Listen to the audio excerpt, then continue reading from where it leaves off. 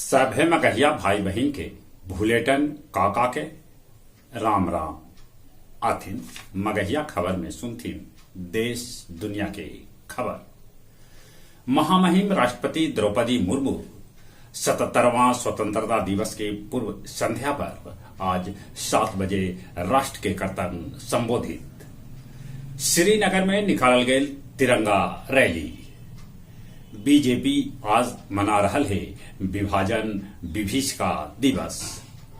दरभंगा एम्स के निर्माण के लेके महागठबंधन और भाजपा में खींचतान जारी। 31 अगस्त के मुंबई में हुए विपक्षी इंडिया पार्टी के बैठक।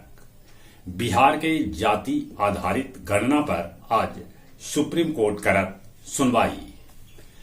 पशुपति नाथ पारस कहल का कि उहे लड़तन हाजीपुर से चुनाव। जमीन घोटाला के लेके झारखंड के सीएम हेमंत सोरेन से ईडी आज कर सका है पूछताछ। 24 घंटा के अंदर ठाणे के एगो सरकारी अस्पताल में 18 मरीज के हो गए मौत। प्रियंका गांधी पर मध्य प्रदेश में 41 गो एफआईआर दर्ज कैल गए है। हिमाचल प्रदेश के सोनल में बदरी फटे से 8 आदमी के है मौत के खबर। ब्रिटेन के रक्षा मंत्री टूडी गिर्नसहट कहल का कि ब्रिटेन के भगोड़ा सभे के छिपे के जगह न बने दिल जाए। खालिस्तान समर्थक कैलन कनाडा में एगो मंदिर पर हमला। पाकिस्तान के बलूचिस्तान में चीनी इंजीनियर के काफिला पर कैल गेल है हमला। अमेरिका के माओई जंगल में लगल भीषण आग में मरे वाला की संख्या 100 तक पहुंच गया। जॉर्डन में गिर रहा है भीषण गर्मी। गया जिला में जगह जगह निकालल गए तिरंगा रैली। ओझा गुन्नी के आरोप लगा के टनकुपा के बांकी चक गांव के कारू मांझी के पीट के कर देवल गेल हत्या। दंडीबाग जलापूर्ति केंद्र स्टोर से चोरी गेल तांबा के तार फाल्गु नदी में कैल गेल बरामद। गया अग्रसेन भवन में 32 लोग कैलन रक्तदान।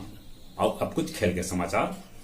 5वां T20 मैच में वेस्टइंडीज भारत के 8 विकेट से हरा के सीरीज 3-2 से अपन नाम कर लेला।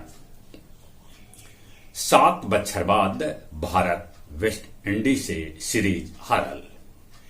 एशियाई चैंपियन ट्रॉफी जीत के भारत रैंकिंग में इंग्लैंड के दिलक पछाड़।